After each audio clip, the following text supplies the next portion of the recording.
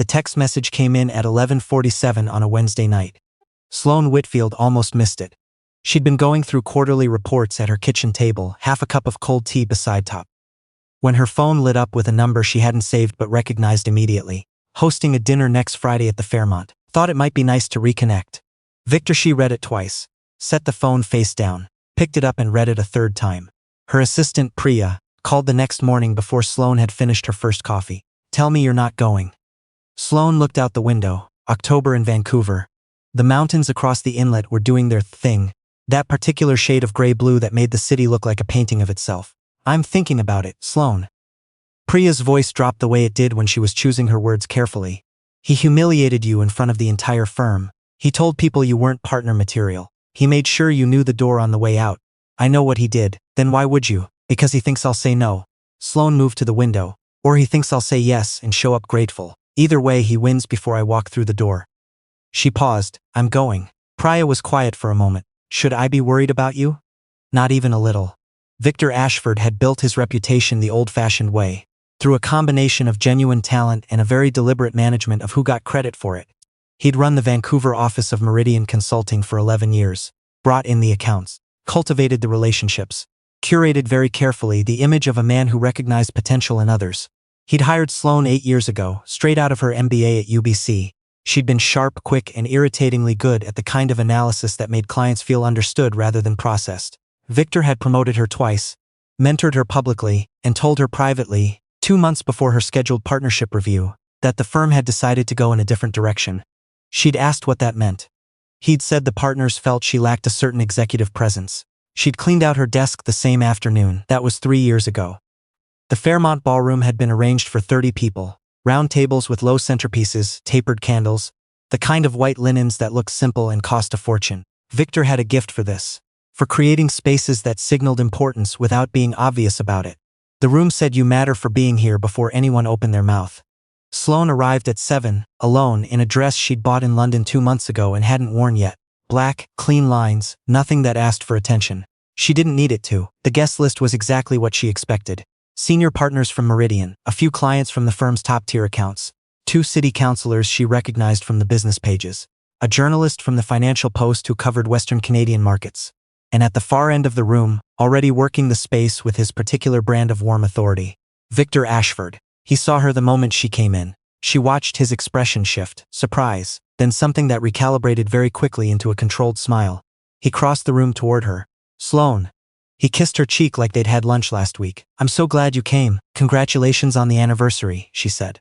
Meridian was celebrating 15 years in Vancouver. That was what this was officially. The room looks beautiful, look wonderful. His eyes moved over her briefly, assessing. How are you keeping busy these days?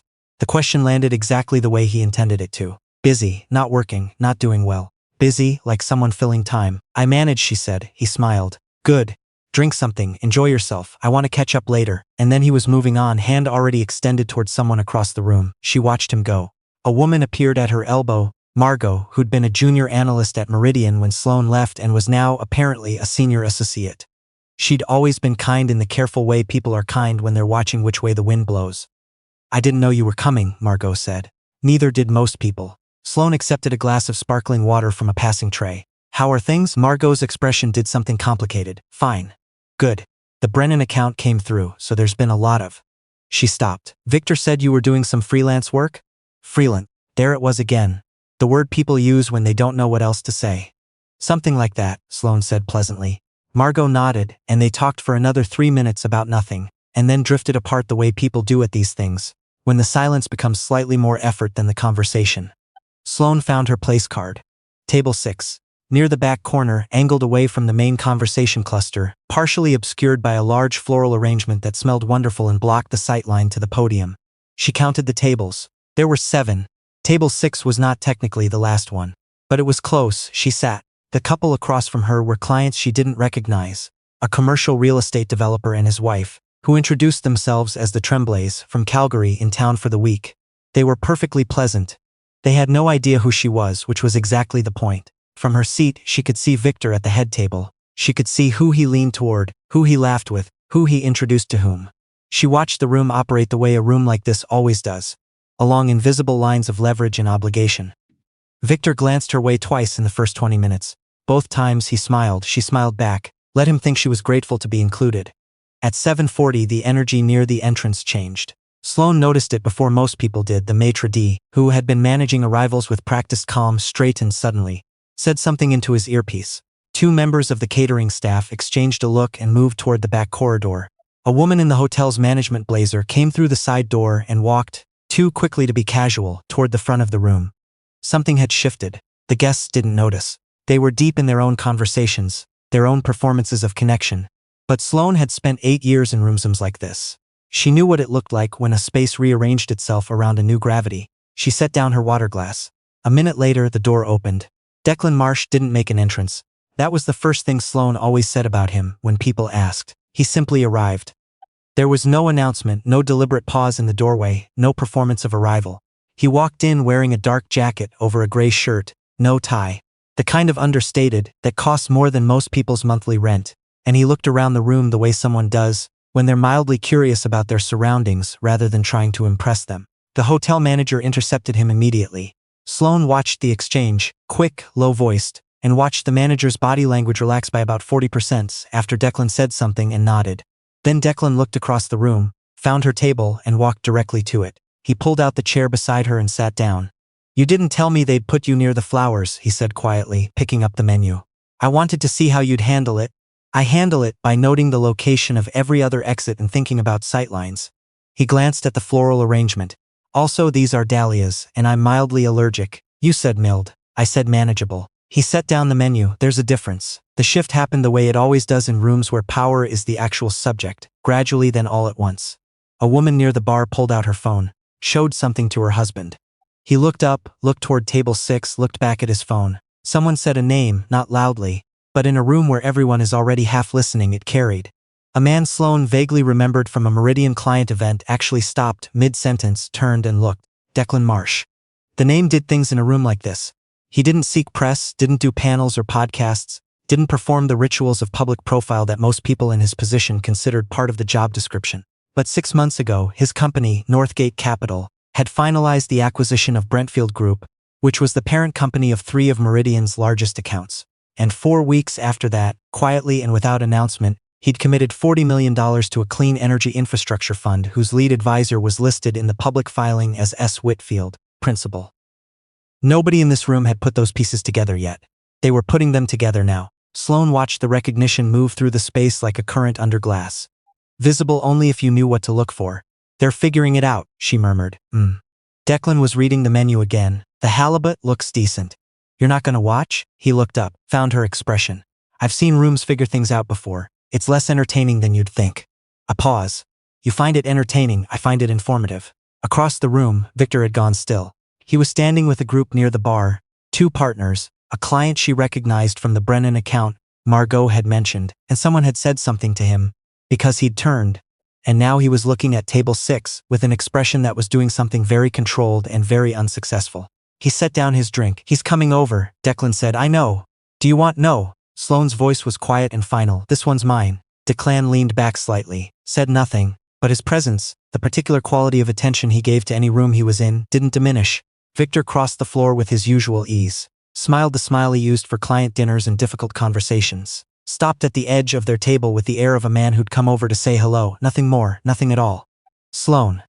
He looked at Declan.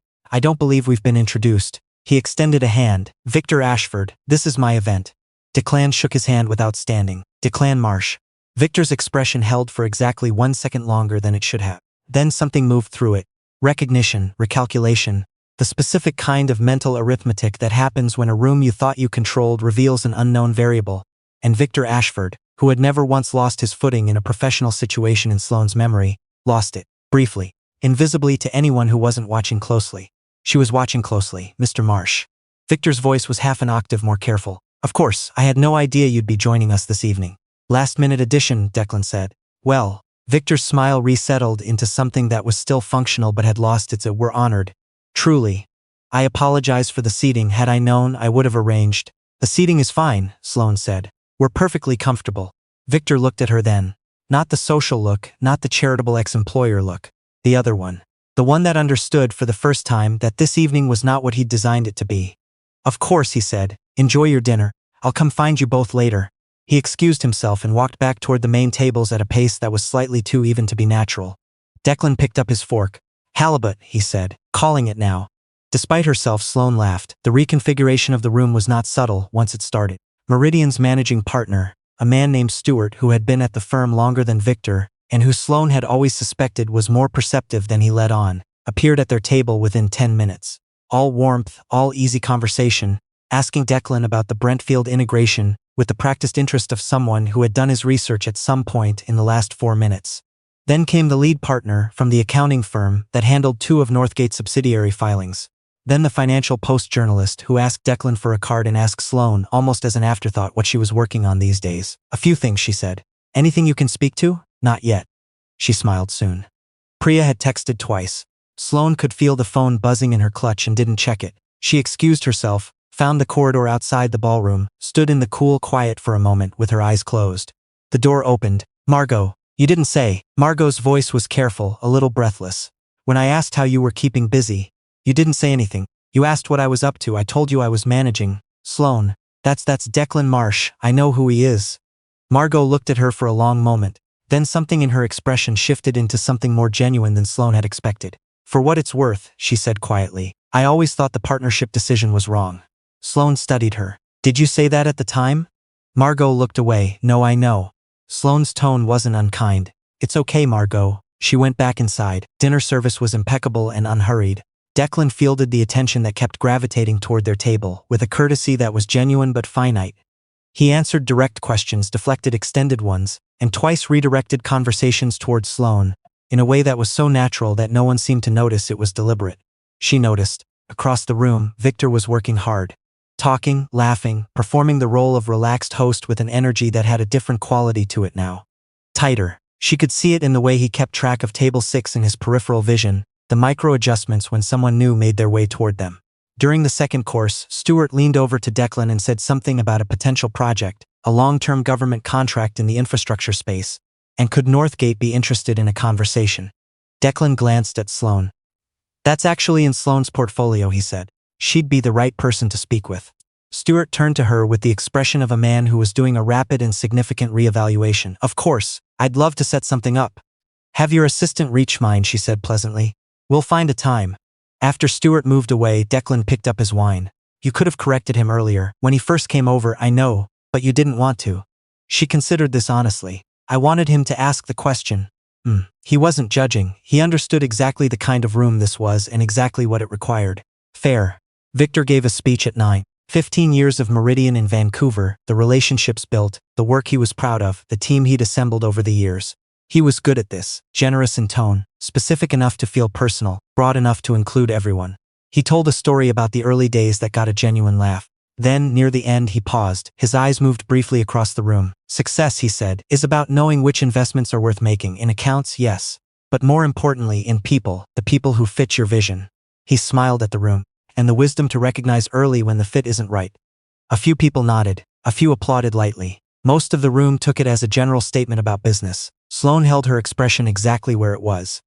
Declan's hand found hers under the table briefly. Not a gesture for anyone else's benefit. Just there. She looked at him. He wasn't looking back. His face was politely attentive to the speech, but his jaw was doing the thing it did when he was deciding not to say something. Don't, she murmured. I wasn't going to do anything. You were about to buy something. A pause. I was considering it. Don't. He exhaled through his nose. You're very calm about this. I've had 3 years to get calm. She looked back toward Victor. Let him finish. The dancing began at 9:30. A quartet in the corner, the kind of music designed to hold a room together without demanding attention. Couples moved to the floor. The energy loosened. Sloane stood. Leaving? Declan asked. In a minute. She crossed the room not directly toward Victor but in his direction, through the cluster of guests near the main table. She let the path be visible. Victor saw her coming. For just a second, something moved across his face.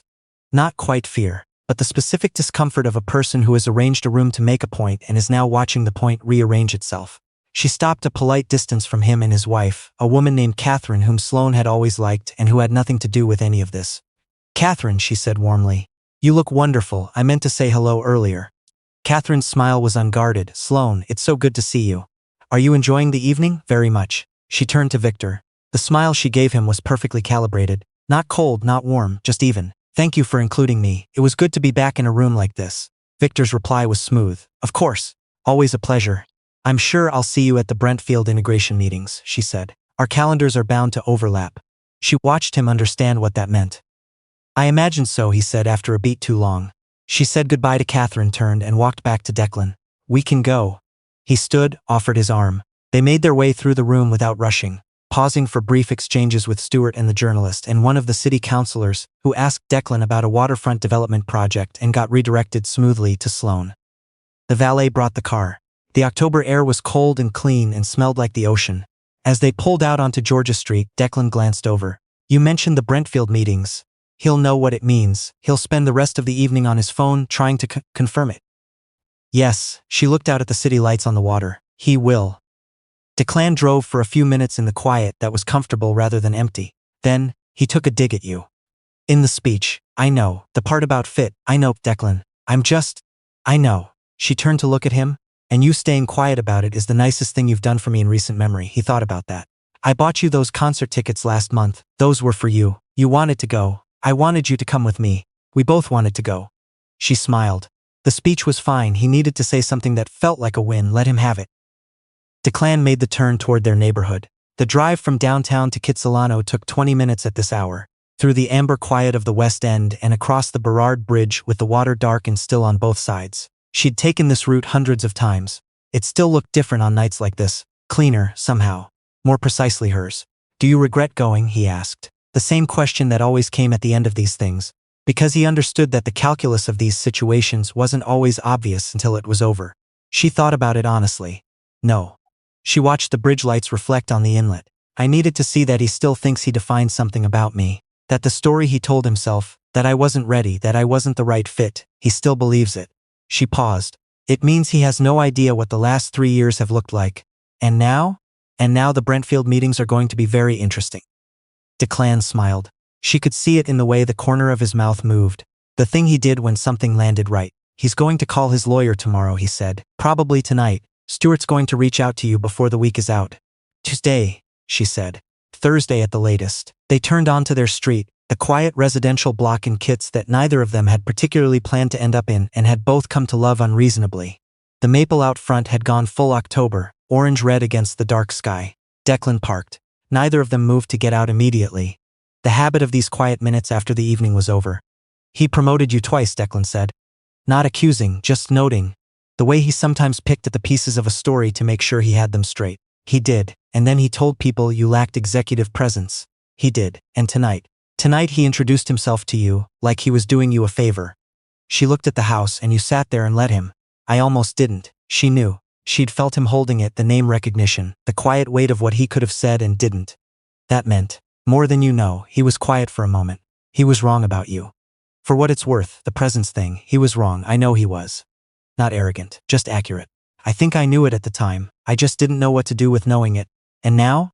She opened the car door. The October air came in sharp and cold and real.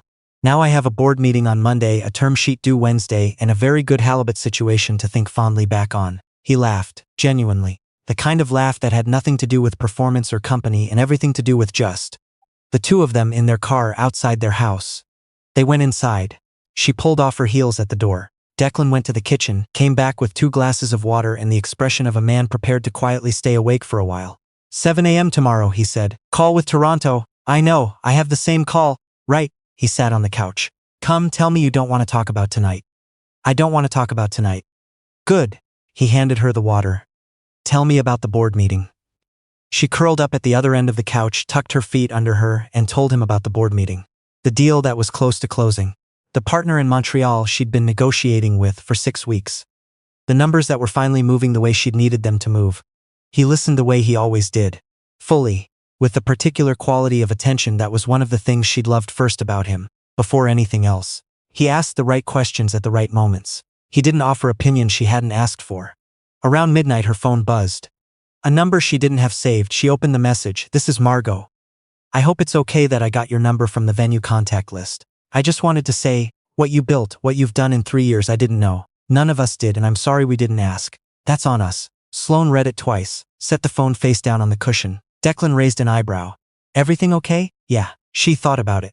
Someone apologizing. For not asking how things were going. She looked at the phone, for assuming. She picked it back up and typed, "Thank you, Margot. That's kind of you to say. Take care of yourself." She set it down again. "Good?" Declan asked. "Good." He reached over and his hand rested briefly on her shoulder, not a gesture, just contact. The ordinary kind that means I'm here, we're okay. The night is done. And then he picked up his own water and they sat in the comfortable quiet of their living room, while the city did its slow October thing outside and the maple moved against the window. And everything was, for the moment, exactly the size it was supposed to be. In the morning, she would have coffee and the 7 a.m. call with Toronto and 43 unread emails. And a day that would ask something specific and real of her. Victor Ashford would have last night. She figured that was fair.